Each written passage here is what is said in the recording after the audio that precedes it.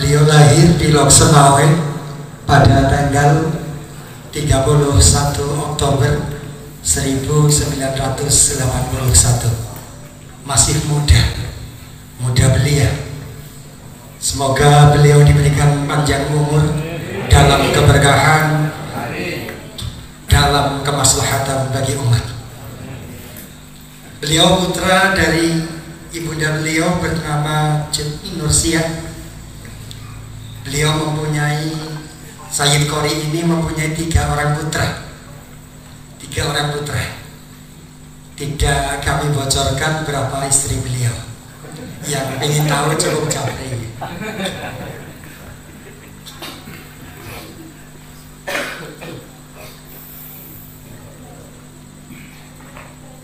Di Jawa banyak orang yang bernama Pak Kosasi atau Mbak Kosasi. Kami kira itu adalah bentuk tafakul kepada marga beliau Al-Kusasi.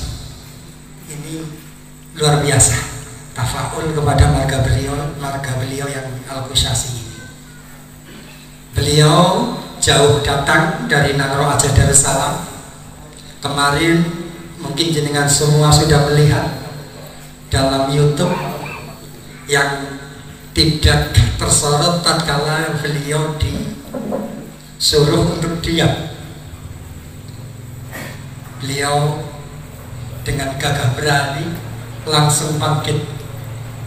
Hampir terjadi kesalahpahaman, hampir terjadi kericuhan. Beliau tumbuh besar dalam lingkungan pesantren, dalam terpaan di wilayah Aceh yang sangat luar biasa, sehingga beliau mempunyai jiwa yang sudah sudah kuat dengan terpaan-terpaan yang ada di daerah Aceh. Tidak akan mundur satu jengkal pun. Beliau revisi tidak akan mundur 1 senti pun. Tidak hanya 1 jengkal. Malam hari ini kita mengkaji terkait ilmu nasab yang saat ini lagi hangat, lagi menjadi perbincangan hangat. Bukan untuk mencemooh pihak yang pro atau yang kontra, tapi kita murni ingin mengetahui kenapa di saat ini ramai terkait nasab. Nanti akan dipaparkan oleh beliau terkait dengan ilmu nasab, kenapa terjadi hal begini dan begitu. Di akhir sesi nanti juga kepada hadirin kami persilahkan untuk bertanya hal-hal yang masih perlu diperjelas dari penyampaian Sayyid Qori. Namun perlu diingat, kami memberi waktu sesi bertanya, bukan sesi berdiskusi. Karena acara malam hari ini adalah kajian, bukan diskusi. Kalau diskusi, satu bertanya, satu menyanggah dan yang lain sebagainya. Kalau kajian berbeda. Maka saya sampaikan di sesi akhir nanti ada sesi tanya jawab, bukan sesi diskusi. Paham ya? Kalau yang kurang puas ingin ngobrol santai, ngobrol lebih dalam, nanti kami persilahkan jam 1 sampai jam 4.45. Beliau siap ngobrol bareng. Kopi sudah dengan cangkir yang cukup tahan untuk sampai jam 7 insya Allah. Kepada beliau dihaturkan.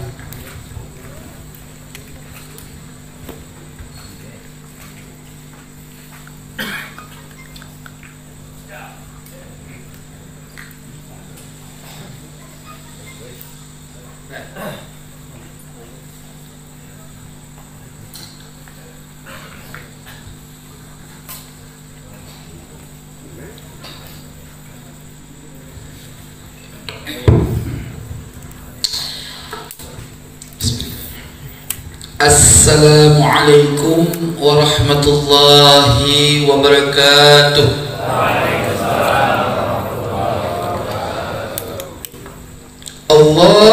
Allahumma salli ala سيدنا محمد به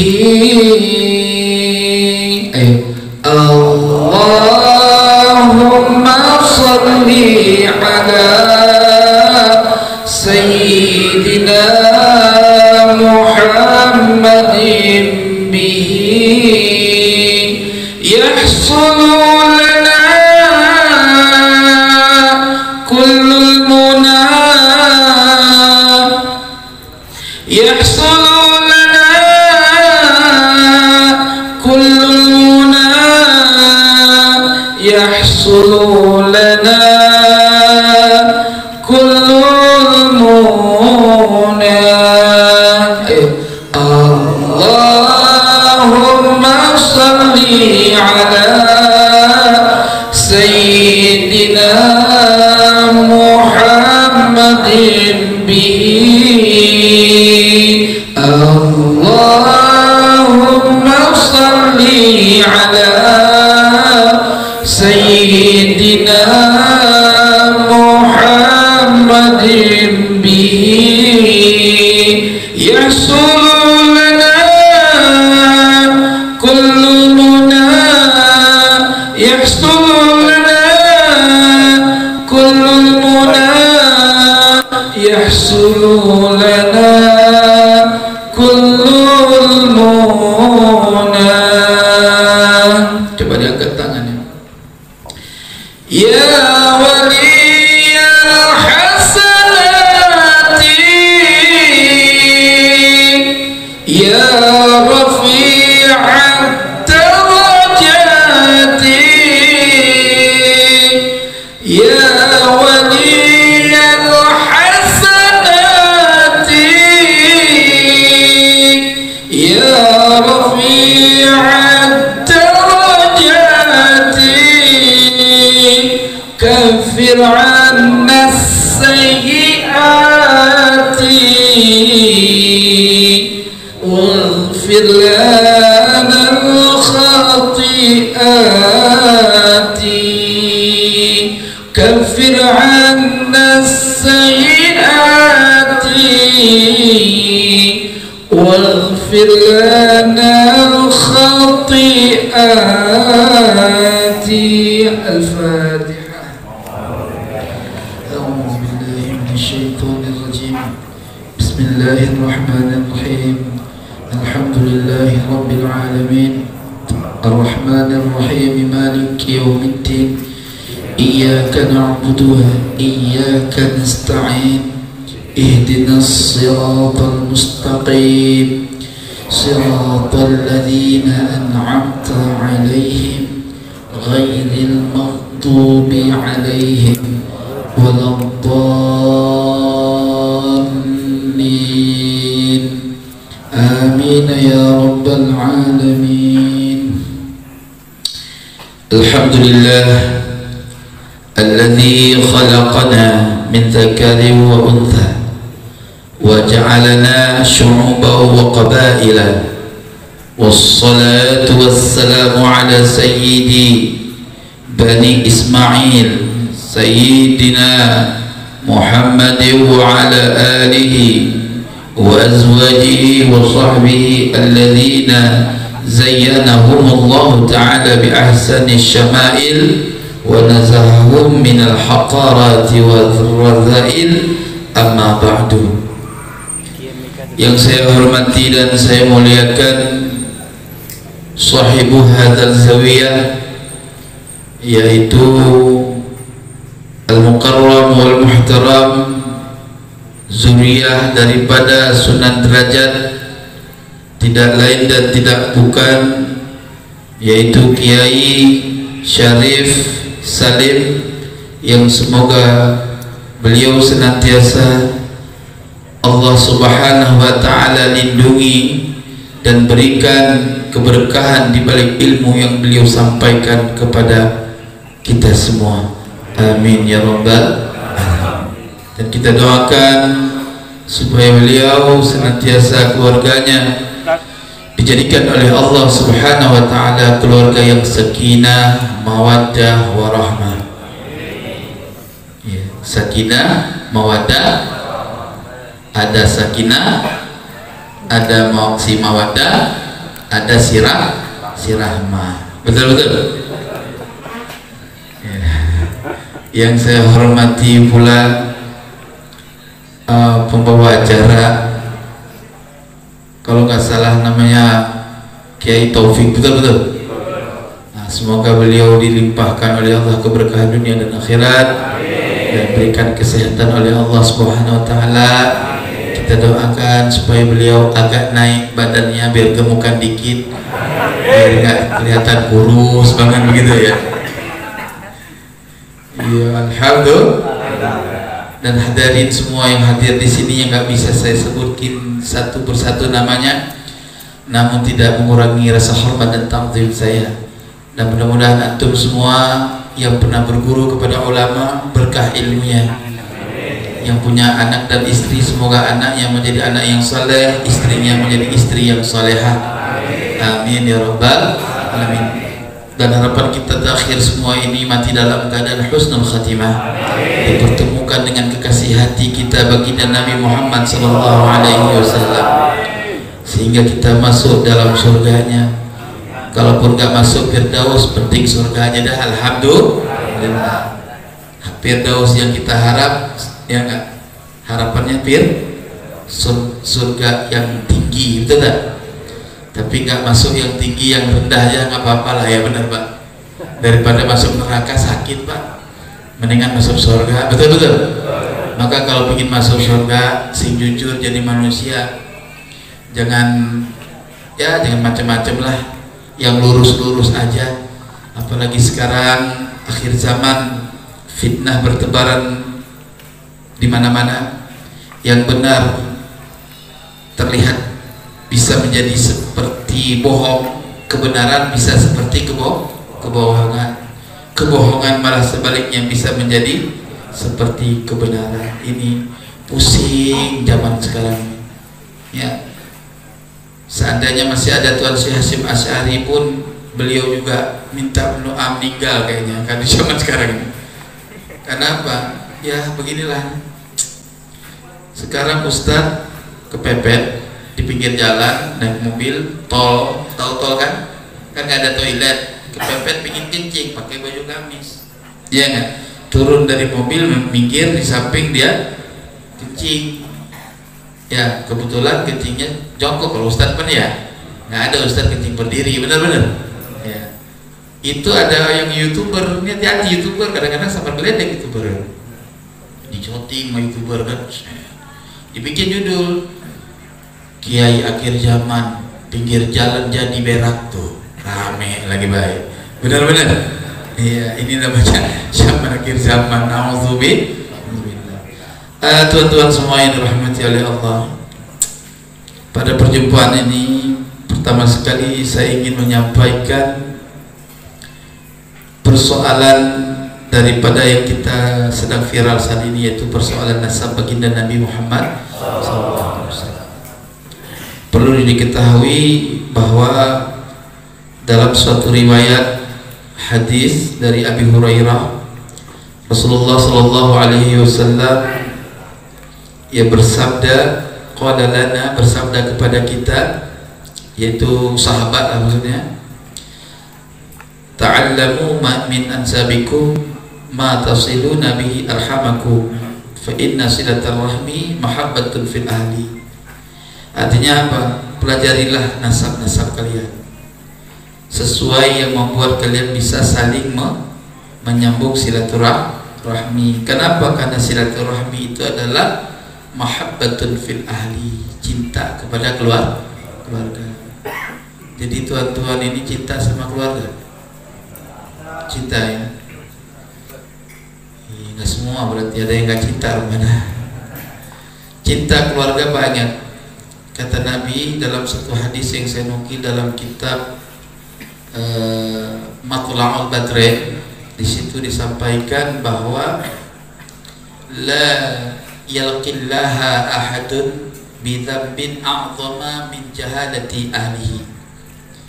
Jadi siapapun orang tidak akan masuk surga, artinya tidak bertemu Allah, maknanya tidak masuk surga sebab dosa yang paling besar yang dia lakukan.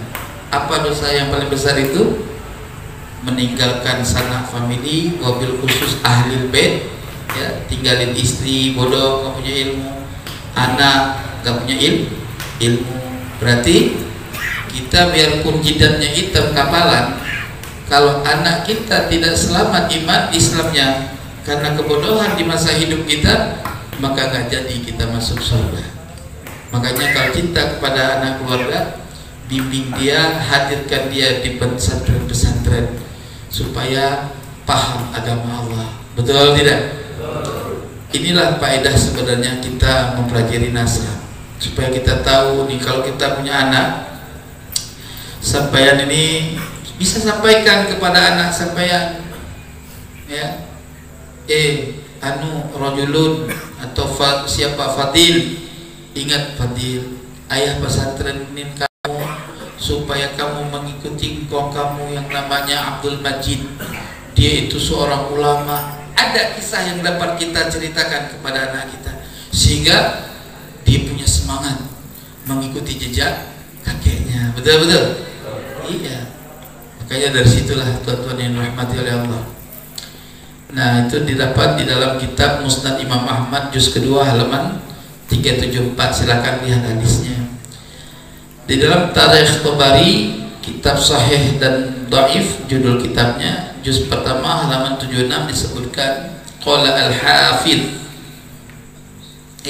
qala al-jahid ilmun nasab wal khabru ilmun nasabi wal khabri ilmul muluk. Ilmu nasab dan ilmu hadis, ilmu khabar itu ilmunya para raja. Jadi kalau Anda mempelajari nasab, makanya di pesantren ini sekarang harus mulai itu. Kayak dulu-dulu kita nggak belajar ilmu nasab kan, mungkin sebagian pesantren lain mengajarkan.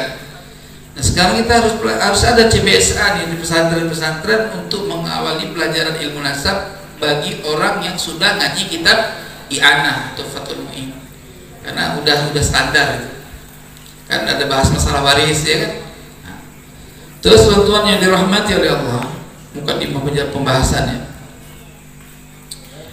Di samping itu ada hujjah yang dapat menjadikan bukti yang terang bahwa persoalan nasab merupakan bagian dari masail diniyah.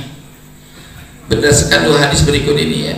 Jadi persoalan nasab itu bukan persoalan biasa. Persoalan nasab itu masuk dalam persoalan agama. Bahkan teman-teman, dan sebagian persoalan nasab masuk kepada akidah. Karena hukumnya murtad. Apa contohnya? Seorang ragu sementara dia otaknya salim, bagus, dia mampu mencari pengetahuan, tapi dia ragu apakah Nabi Muhammad SAW itu dari Bani Hashim, dari Quraisy atau dari Ajam. Ragu dia, murtad. Maka setidaknya untuk zuriat Nabi, untuk keturunan Nabi ke atas, itu kita harus mengetahui minimal 5 atau 4 nasab Nabi. Nabi kita Nabi Muhammad bin Abdullah bin Abdul Muttalib bin lupa dah bin Hashim bin Abdul Manaf. Jadi harus tahu gitu. Maka jangan ganggu anak-anak dari kecil tuh yang suka sholawat qoblal maghrib tuh. Abdullah nama ayahnya, Aminah ibundanya, kan ya? Semua bernasab mulia. Terus dari Quraisy ternama. Betul-betul. Jangan bilang bid'ah itu. Bahlul yang bilang bid'ah. Artinya anak kita itu udah mulai mempelajari silsilah Nabi sampai ke atas. Ya, minimal dia hafal 5 aja. Daripada aki-aki udah gigilnya ompong, keturunan juga nggak tahu keturunan Nabi, kan repot. Ya belajar. Ya, itu bahasa saya kalau ada kurang pas ya harap dimaklum, beda negeri beda cara ya kan. Terus tuan-tuan yang dirahmati oleh Allah, hadisnya apa? Dari Abu Dzar radhiyallahu taala anhu sami'an Nabiy sallallahu alaihi wasallam yaqulu laisa min rajulin da'a li ghairi abihi wa huwa ya'lamuhu illa kafara atau illa kufrun wa man da'a qauman laisa lahu fihim falyatabawa maq'adahu minan nar rawahu Bukhari. Jadi hadis ini mengatakan bahwa pernah Rasulullah SAW bersabda, di mana sabda Nabi SAW didengar oleh Abu Dzar Al-Ghifari. Apa kata Nabi?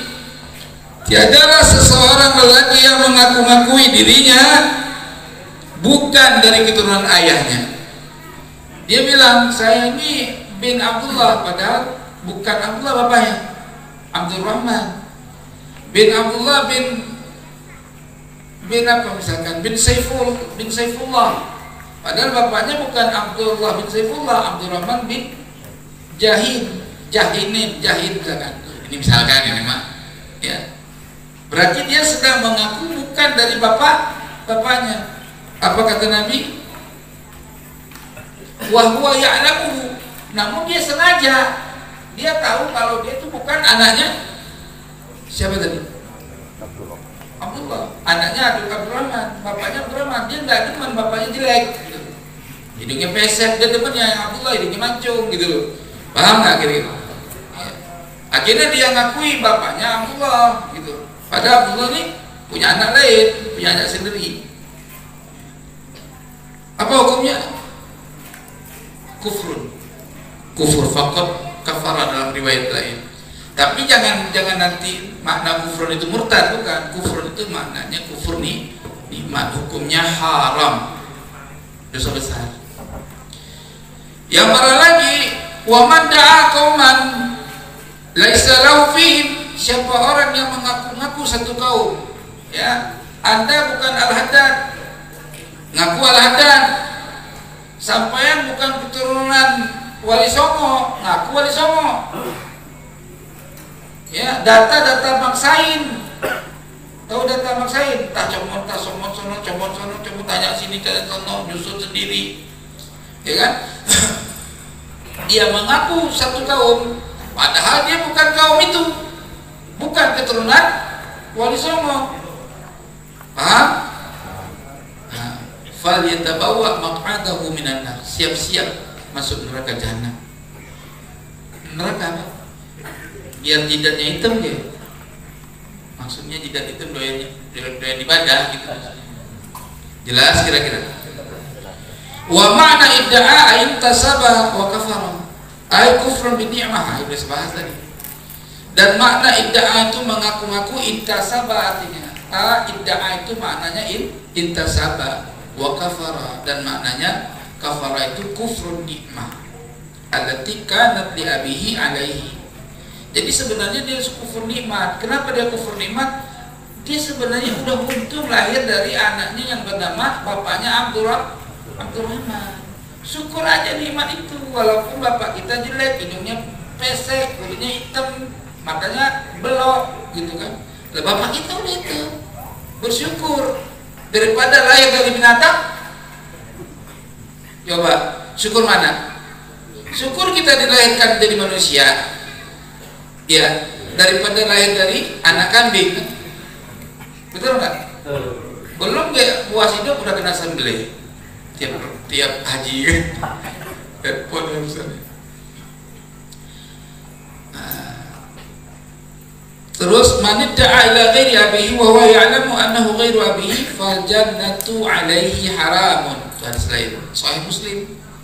Jadi siapa orang yang mengaku-ngaku kepada selain bapaknya, maka orang itu wa ya'lam, sedang dia mengetahui itu bukan bapaknya. Dia ngaku-ngaku bapak itu, tapi dia tahu itu bukan bapaknya. Fal jannatu 'alaihi haram. Niscaya maka bermula surga, alaihi sabit atasnya siman, haramun itu haram. Itu kalau berhaji gitu maknanya. Kalau sini mongko utawi kan gitu ya. Mongko utawi tetep ing atase si wong gitu. Haramon iku haram gitu ya. Benar enggak? Ya cuma gitu doang bisanya. Nah, dengan nas-nas ini dapat kita pahami bahwa ilmu nasab itu penting dipelajari. Jadi kalau ada orang yang menyatakan ilmu nasab ilmuhu la yanfa' wa jahaluhu la yadur, itu salah. Maksudnya ilmu nasab, kalau ada yang mengatakan kalau ilmu nasab itu ilmunya tidak manfaat, bodohnya tidak berdosa, tidak berdorat, itu salah. Karena apa? Ilmu nasab itu ilmuhu yanfa' wa jahaluhu yadur. Ilmu nasab itu ilmu yang manfaat, bodoh ilmu nasab berdosa, mudarat. Karena ilmu nasab itu ada kategori hukum, mulai dari fardu ain, kifayah sampai sunnah. Mendalami ilmu nasab sedalam-dalamnya itu sunnah. Tetapi memahami ilmu nasab untuk paham ilmu faraid, detail paham ilmu faraid itu kifayah. Tetapi memahami nasab dari bapaknya, punya bapaknya, punya bapaknya, punya 4 nasab dari kakeknya, dari dirinya, itu fardu ain. Siapa orang yang tak tahu kakeknya, sampah, kata para ulama. Kata Ibnu Arabi, orang yang tidak mengetahui dia punya bapaknya, maka matrudun, orang itu dicempak, nggak dianggap, sampah. Ya. Jadi kita sekarang ini udah harus bangkit, harus tahu. Yang tuan-tuan semua yang tahu kakeknya cuma 2, tahu bapak, tahu kakek, selesai, udah nggak tahu lagi, belajar cari tahu supaya kita tahu dari sulbi mana kita lahir. Jelas tidak? Iya. Jangan sampai kita dituduh orang anak zina, dianggap tak punya mulia. Kenapa orang asing datang ke Indonesia ini mereka naik bahu, naik dada? Karena mereka mempunyai martabat, punya kabail. Kata Nabi, orang yang punya kabilah itu orang yang punya martabat, nggak mesti harus habib, gitu. Maka di Indonesia ini walaupun beda agama, dia punya kabilah. Orang Batak itu tak punya kabilah nggak? Orang Batak punya marga nggak? Punya. Termasuk orang yang mulia kalau kata Nabi. Mereka memelihara nasab mereka. Si Manurung, si Matumpuk, si Majuntak, si Torus, Siregar, Horas bah, ya kan? Sampai itu Horas bah. Artinya mereka itu punya kaum, punya bangsa mereka, punya marga mereka. Kalau kata Nabi, mereka orang yang mulia. Kita ini punya marga sebetulnya. Misalkan sampean punya kakek-kakek yang dulu tuh kaya, ya namanya si Kong Balok misalkan. Jadiin marga itu bisa. Marga apa deh? Marga Haji Balok gitu. Paham nggak? Kong Nisin itu terkenal sebagai jawara. Jadi marga dia. Anak cucunya punya marga. Namanya misalkan Abdul Rauf Nisin, gitu kan? Betul nggak? Nanti ini siapa ini? Ini Abdul Rahman bang, namanya. Bin apa ini? Bin Abdullah. Ente keluarga dari mana? Ini dari Komunisin bang, misalkan. Oh saudara aku lo, gua Komunisin, paham lah tuh. Itu nyambung kabilah. Itulah penting daripada nasab. Jadi ada tingkatannya nasab itu hukum-hukumnya. Maka tingkatan hukum yang berkaitan dengan fardu sunnah itu berhubungan dengan agama. Jelas tidak? Maka tuan-tuan yang dirahmati oleh Allah, langsung saja ke pokok persoalan.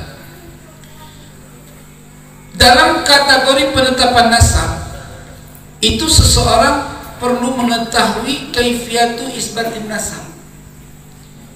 Jadi nasab itu macam-macam derajatnya, sama kayak hadis. Hadis ada hadis sahih, betul tak? Sahih itu ada pecahnya lagi, ya enggak? Dan apa yang membuat itu hadis sahih atau bagaimana? Itu ada rijal-rijalnya, kategori-kategorinya. Apa bang? Hampir rokok habis ini. Ngopi dulu dah.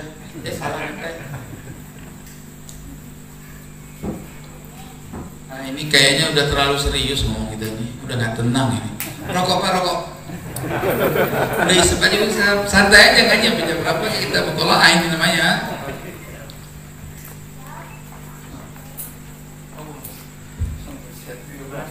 Pasang sama YouTuber kita ini. Oke. Alhamdulillah.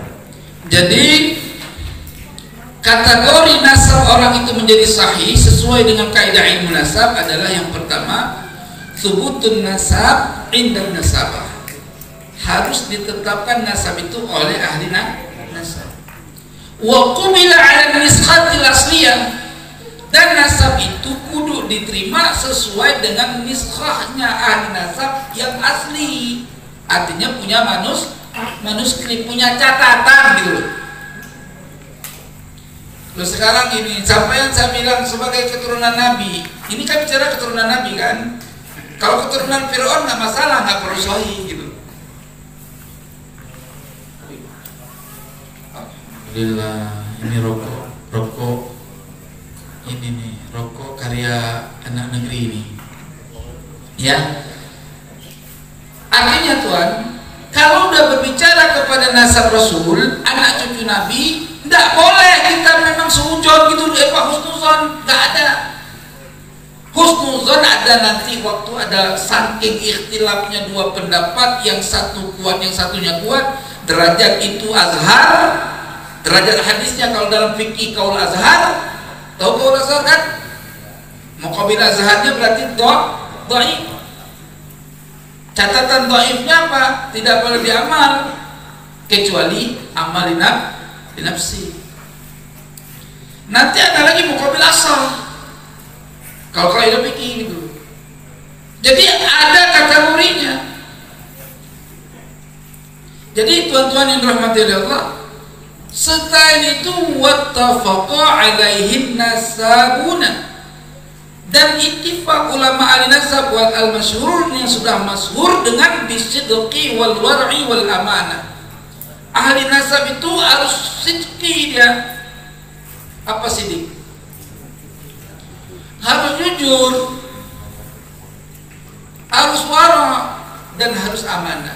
Soal menguasai ilmu udah pasti itu. Selain dia punya ilmu, punya kemampuan yang mumpuni, dan diakui oleh orang-orang ahli ilmu lain kemampuannya, juga dia orang yang sidqin, yang punya sifat sidq, jujur. Ya, kalau nggak jujur kan repot kan. Apalagi sekarang orang mau jujur zaman sekarang gimana? Syarat jujur, adil dalam kaidah fikih. Bagaimana orang bisa dipandang adil kalau nggak paham ilmu? Kalau bicara orang yang apik, orang yang dawam merokok nggak pernah tinggal, itu nggak dianggap adil kalau orang yang apik. Ulama yang paling selektif itu, mohon maaf ini. Makruh, orang yang mudawwamah berlaku makruh, itu nggak dianggap adil oleh sebagian pendapat. Ya. Apalagi orang yang kencingnya tercebok, kencingnya berdiri. Ikan aib syar'i bukan? Walaupun kita berjumpa ini nggak haram, tapi aib syar'i bagi seorang yang punya manzilah. Seorang ustadz kencingnya berdiri, walaupun nggak haram dia berkencing berdiri di depan umum, jatuh derajat muru'ah, jatuh nggak? Kalau jatuh muru'ah berarti udah fasik. Itu sampai gitu ukurannya. Maka ilmu nasab dengan fikih itu bertautan, jangan dipisahkan, dan perlu diketahui oleh tuan-tuan sekalian. Ilmu apa yang paling tua? Ayo, sampai saya ngerokok. Paling tua, ilmu apa yang paling tua sezaman-zaman? Ilmu apa?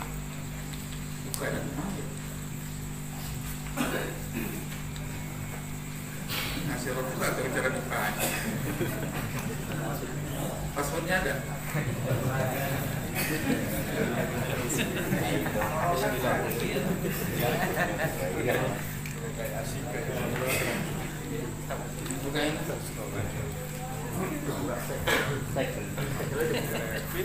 Ya, pertanyaan saya, ilmu ilmu apa tuan-tuan yang paling tua?